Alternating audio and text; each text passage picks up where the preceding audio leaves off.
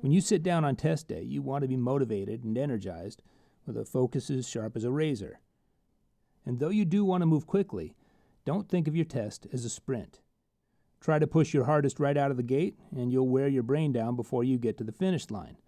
And worn-out brains are much more likely to make mistakes. A test is more like a marathon. You have a long way to go and want to pace yourself and save your brain stress whenever you can.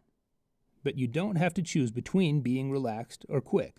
Experienced test takers are both. They pick up more points more quickly and keep their brains cool and sharp for the long run. There's a perfume. One of the ways to do this is to know how and when to test the answer choices. Clinging to the heart of old Hawaii. With some of the problems you'll see, there'll be no quicker way to do them than to just work the problem and find the answer. On other problems, you'll have no choice but to go straight to the answer choices and test them out. Like this one. The question is way too broad to have any idea what they're asking about until you look over the answer choices and let them give you a clue. But on a lot of questions, you'll have a choice.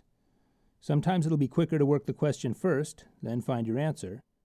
Other times, it'll be both quicker and easier on your brain to jump straight down to the answer choices and test them out to see which one is best. How will you know which way to choose? Always go with the way that gets you the point more quickly and is less taxing on your brain. Under the rush and stress of a test, a brain might look at this one and wonder if it had to come up with a million different combinations to test. But if you decide to test the answer choices, there are only a few possibilities. Let's try it out. Since the question asks for the smallest number of coins, you would begin by testing the smallest answer choices.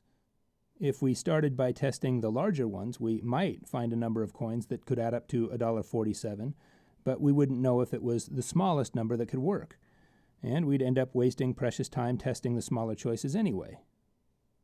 As far as we know, there's no such thing as a $1.47 coin, so we can save our brains some work and get rid of A. Then we'll test the next smallest one to see if that could work.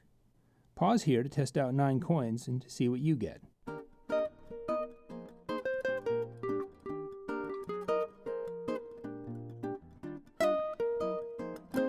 It works, right?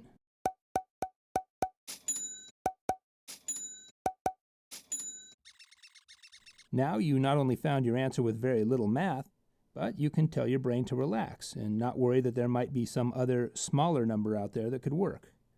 Since that's the smallest number left in the choices, that's the smallest number it could possibly be. And you didn't have to waste a second testing any of the other answer choices.